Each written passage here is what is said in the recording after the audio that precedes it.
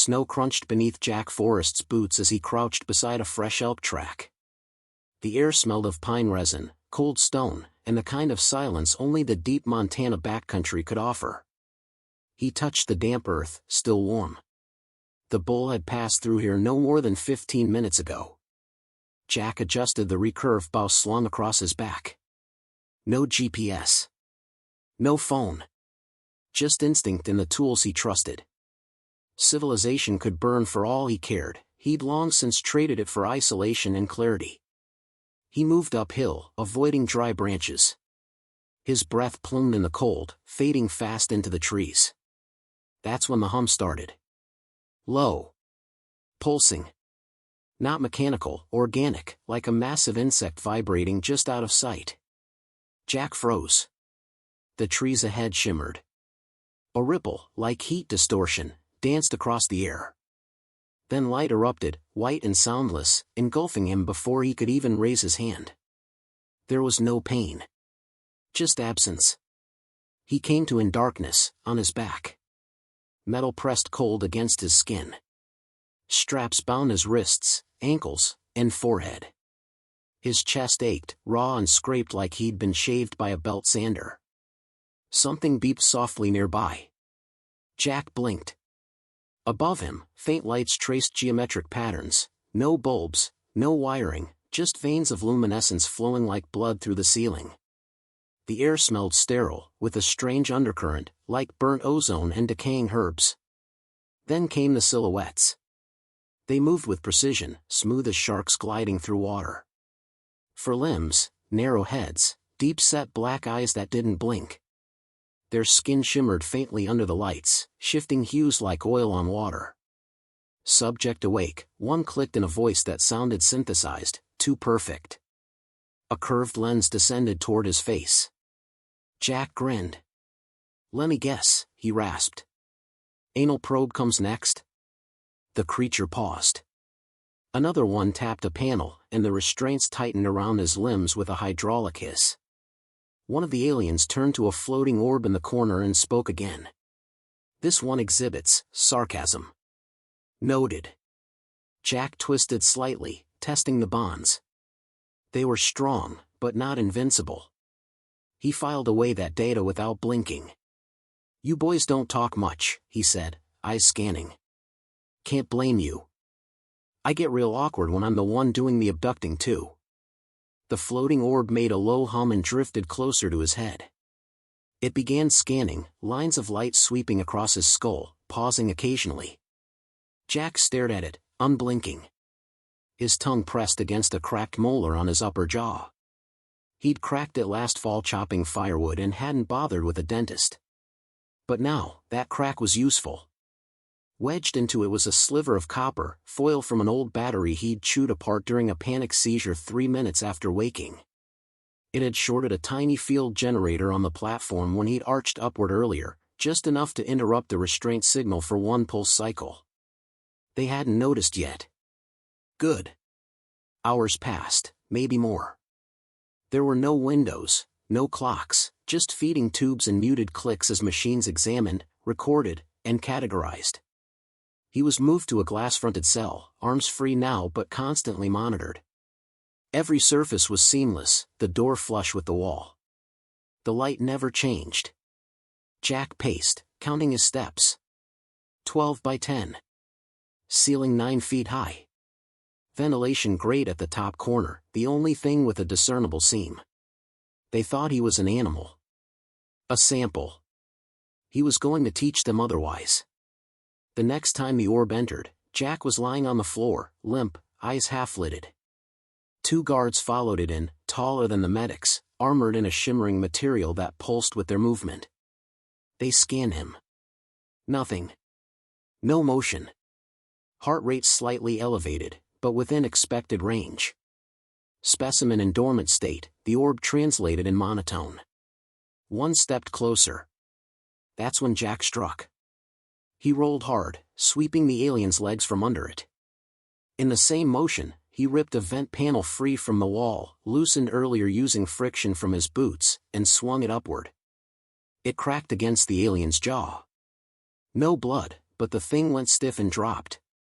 The second one raised a weapon, but Jack hurled the panel like a discus. It hit the creature's arm, sending the gun skidding across the floor. Jack dove. The alien clawed at him, its fingers more like tendrils, but he twisted, pinning its limb under his knee. He smashed his fist into the alien's neck, just below the crest of bone. It gurgled and stilled. Breathing hard, Jack grabbed the gun, it was warm, pulsing, and ran his fingers over it. No trigger. Of course. He hurled it against the far wall, hard enough to shatter it. Sparks sputtered, alarms flared, and the lights pulsed red. No time. He grabbed the floating orb mid-hover and jammed the cracked molar into its underside. The foil lodged itself into a small receiver port. The orb sparked, jerked, and Jack felt the familiar hum of an electromagnetic field short-circuiting. The door to the cell slid open for half a second, long enough. He ran. Corridors twisted like intestines, smooth and polished, lit by veins of colored light. He ducked past one guard, then another. The ship seemed mostly deserted, but something told him that would change soon. A hatch opened ahead, storage, from the symbols. Inside, trays of discarded equipment, medical tubing, discarded containers, and what looked like a biocrystalline chip the size of his thumb. Jack pocketed it. Everything mattered. Every object had a purpose, even if not the one the designers intended. He found another vent. Wriggled in. Tight, claustrophobic. But better than being shot in the back. After an hour, he stopped in a quiet compartment. He leaned against the wall, sweating, heart racing. This wasn't panic. This was planning. "They think I'm a rat in a maze," he whispered, staring at the chip in his hand.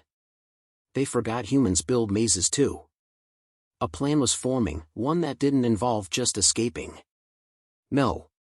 He'd make them afraid to ever abduct another human again. Jack smiled. And waited. Jack crouched inside the service duct, motionless, counting the seconds between footfalls echoing beyond the thin metallic walls.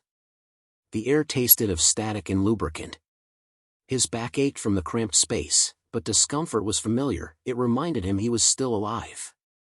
He palmed the biocrystal chip he'd stolen earlier. It pulsed faintly, a dull blue glow that flickered with each breath he took. He had no idea what it did, yet, but it was technology. Technology broke. And he was damn good at breaking things. Below him, the corridor came alive. "Specimen 17 has breached containment," an artificial voice droned from an overhead speaker. "Unit alert, level 3. Boot steps clicked in a rhythm, measured, alien, but not perfect. Jack had noticed that already. These beings weren't machines. They had patterns. Patterns meant weaknesses. Over the next 2 cycles, days, maybe, he tested limits. He returned to his cell unnoticed after sabotaging one of their corridor panels, creating a loop in their surveillance feed. The security footage replayed 30-second segments like a skipping CD. Primitive trick. Worked anyway. Each shift, he observed. 2 guards per patrol team.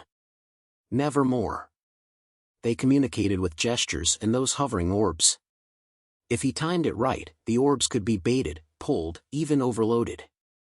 He started experimenting, diverting attention using his bedding, arranging broken parts to mimic a body's heat signature. Jack was careful. Surgical. He wasn't trying to win a war, yet. He was gathering information. He used the food tray. Not for eating. The synthetic mush was barely digestible. But the tray was malleable under heat. Each time it arrived, he would place it against the vent grate's seal where heat leaked. Over time, the edge warped, forming a crude razor. By day 3, he'd carved a slice from his mattress, revealing fibrous insulation beneath, something like alien hemp. He twisted it into cord. A snare. A garrote. A tripwire. Jack wasn't building weapons. He was building tools. The orb returned for a neurological scan. It hovered close, as always, humming and blinking. Jack feigned compliance, letting the light sweep over his face. Then he whispered. Tick, tock. The orb paused. He knew they were listening. Every word he said would be translated, processed, and logged. So he kept whispering.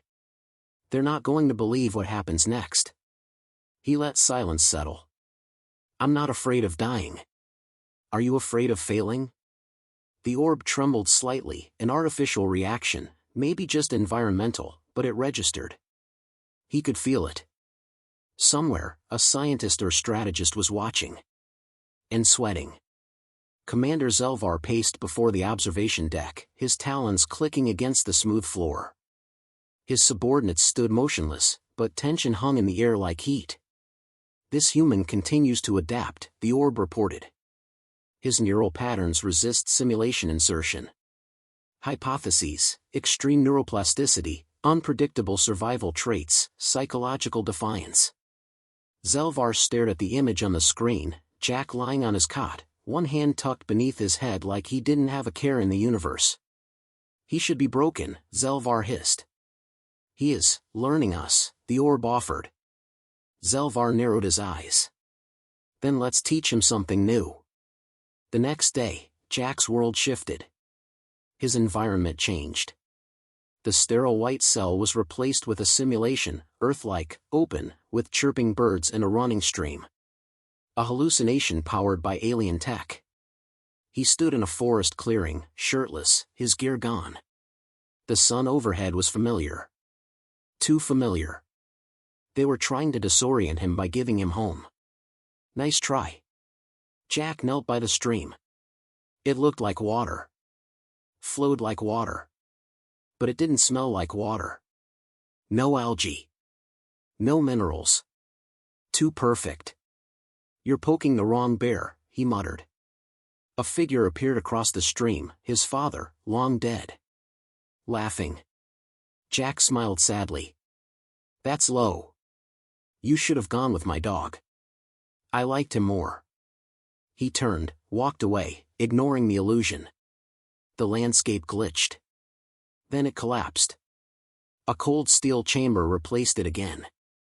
He was back on the table, but something was different. A single figure entered. Tall. Regal posture. Sharp black armor glistening like obsidian. No orb.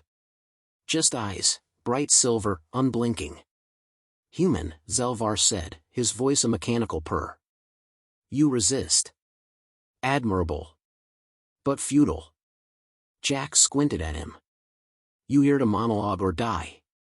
I offer understanding. You are not a prisoner. You are an opportunity. For your kind. Learn obedience, and you will be elevated. Jack sat up. You kidnapped me from my home. Drugged me. Probed me. Ran brainwashing software through my skull. And now you're pitching me a job offer? Zelvar cocked his head. Survival is an instinct. We respect it. Jack stood, slowly. You mistake silence for submission. That's your first mistake. What's the second? I'm still learning your systems, Jack said. But I'll let you know when I'm done. Hours later, back in his cell, Jack tore open the padding in the cot and pulled out the fiber cord.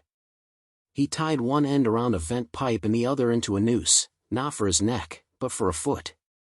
He lay on the floor, apparently unconscious. A small maintenance drone drifted in through the open panel, curious, maybe. It zipped near his head. The snare snapped shut. He yanked the drone down, silencing it with a single blow to the core. A quiet explosion of sparks. He pried it open with a shard of tray metal and found what he needed. A thermal regulator core. He twisted wires. Rebuilt it as a short burst signal jammer. Crude. One shot only. But enough. He smiled. This is how it starts. When the next feeding cycle came, Jack activated the jammer as the door opened. For 2 seconds, every sensor in the hallway glitched. He lunged. Pulled the food cart operator to the ground, ripped the panel off the cart, and slid under the door before it could close. Guards turned. Too slow. He dropped into a laundry chute. Head first. Inside the chute, Jack landed hard, dislocating his shoulder. Pain flared, white-hot, but he gritted his teeth and shoved the arm back into place with a single growl. He bit down on the pain. He was in a waste processing sector now, no guards, just machines. He scavenged. Tubes. Wire. A coagulant gel pack used for fluid disposal. He took everything. By the time alarms rang again, he had disappeared. Back in the vent, he stitched together a plan with every piece he'd scavenged. He wrapped the coagulant gel into a pressurized tube, fastened with cord and thermal wire. It was a crude grenade. He was no longer surviving. He was preparing. They thought they were running experiments. But they had taught him their layout, tech, weaknesses. They'd given a survivalist the ultimate playground. And he was going to turn their order into chaos. Jack moved like a shadow through the darkened corridor, barefoot and silent.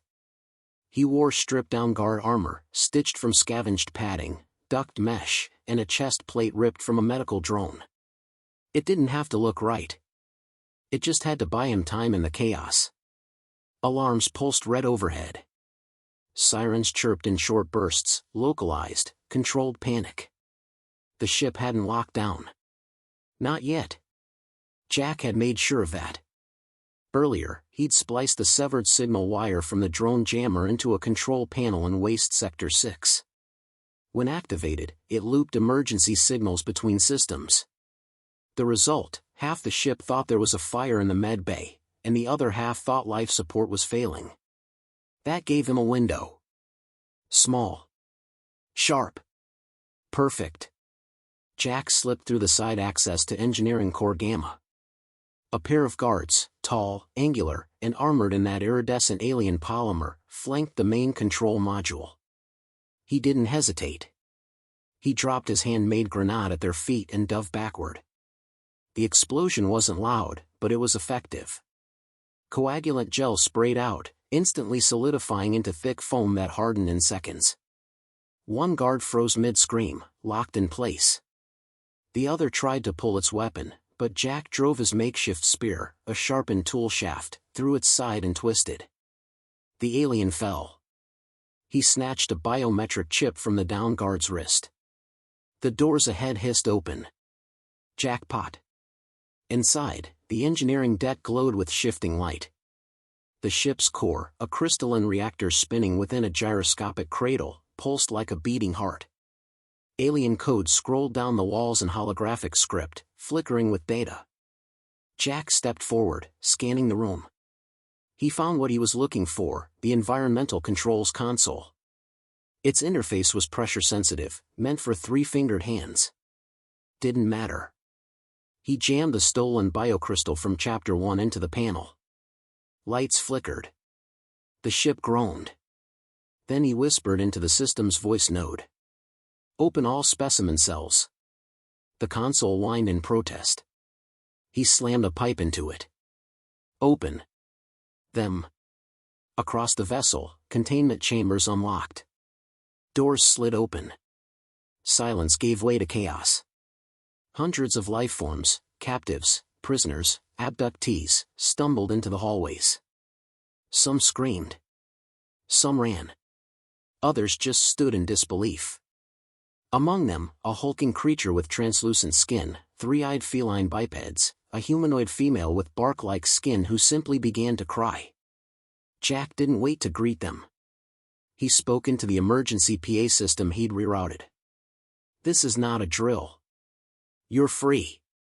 You're angry. Good. Follow the lights and find the exits. If you see anything with four limbs and a superiority complex, break it." Commander Zelvar stood before the central command screen, jaws clenched. "Security teams, intercept the human," he barked. The crew hesitated. "Sir, multiple cell blocks have been breached. There are over 200 specimens loose." "Then eliminate them.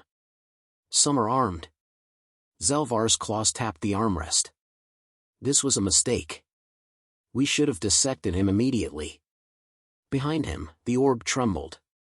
Specimen 17 has accessed core functions. His path is erratic. He is not seeking escape. He is hunting. Jack moved fast now. He planted makeshift bombs along energy conduits, coagulant tubes mixed with thermal cells. Small bursts. Enough to sow panic, not destroy the ship. Not yet. He passed the bark-skinned humanoid in the hallway. She raised a shaking hand. "You're the human?" He gave a curt nod. "What now?" "Now?" Jack smirked. "You stop following orders." She nodded slowly. Then turned, eyes burning with something he recognized. Defiance. The hallway to the control bridge was lined with 2 elite guards. Jack tossed a smoke pod, a retooled medstim canister, into the space between them. Visibility dropped to 0. He charged in, low and fast. One fell before it registered his presence. The other swung blindly and missed. Jack grappled it, spun behind, and drove it into the wall. He whispered in its ear, if it had one. "Run." The alien hesitated, then dropped its weapon and bolted. Jack stepped through the smoke and into the bridge. Zelvar turned as Jack entered. "Enough," the commander growled. "This ends now." Jack tilted his head. "I agree." They stared at each other across the circular bridge. "You mistake chaos for strength," Zelvar said, stepping forward. "You've done nothing but damage. Break. Distract. You are nothing without structure." Jack stepped forward too. "You built a prison with polished walls and thought it made you civilized. I was raised by wolves compared to you. And guess what? I came out smarter." Zelvar lunged. Jack ducked, drove his elbow into the alien's ribs, and twisted them into a command console. The display cracked. Sparks flew. The commander struck back, claws slicing through Jack's arm. Blood splattered. Jack grunted, shoved Zelvar off, and grabbed a broken shard of the display. "You think you understand humans," he growled, holding the shard like a knife. "But you don't. We're not a species. We're a storm. You kidnapped the wrong wind." He drove the shard into the control hub behind Zelvar. The core dimmed. The lights flickered. Systems across the ship powered down. Jack turned to the emergency comms panel. He jammed the orb's chip inside. "Record this," he said. "This is Jack Forrest. I was taken by aliens. I turned their ship into a tomb. Coordinates attached. Earth, come get me." He smiled. "Oh, and bring beer." He walked out of the bridge, bloodied but upright. The others followed. The bark-skinned woman. The translucent giant. Even a group of trembling prisoners with fire in their eyes. As they moved through the halls, now quiet, now free, Jack looked up at the viewport. Stars shimmered in endless black. He was still lost in space. But he wasn't alone. And now the universe knew what happened when you kidnapped the wrong human.